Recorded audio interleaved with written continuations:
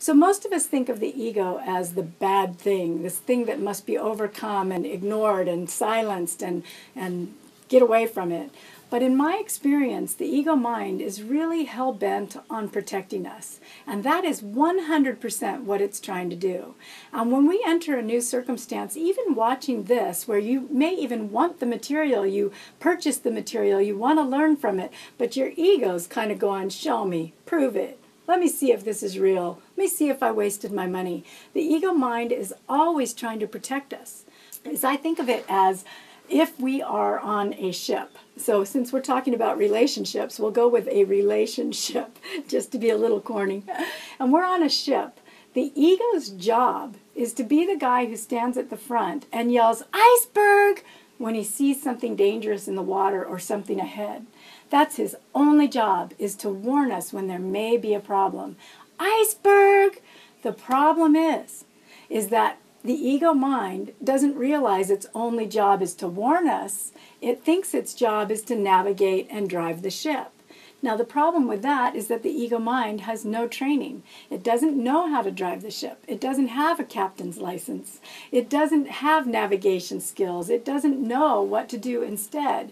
So everything it determines that we should do actually drives us right smack dab into the iceberg. So the iceberg guy comes running back, the ego mind comes running back, grabs a hold of the controls, and screams, "Iceberg, iceberg, iceberg," erratically driving right into the iceberg while expecting the iceberg to move.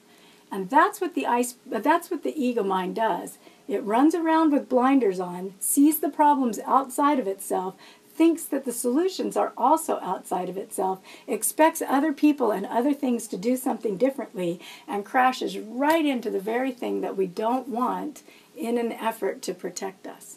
So what we need to do instead is utilize those 6 essential life skills. And when we hear the ego mind yelling about something, iceberg, iceberg, iceberg, we need to get a grip and remember who we really are and realize we don't want to crash into the target of the iceberg. We want to go over here. Take a deep breath, put our spirit back in charge of the ship, and then choose our words, thoughts, and actions that move us in the direction of what we want, instead of crashing smack dab into the iceberg while expecting the iceberg to move.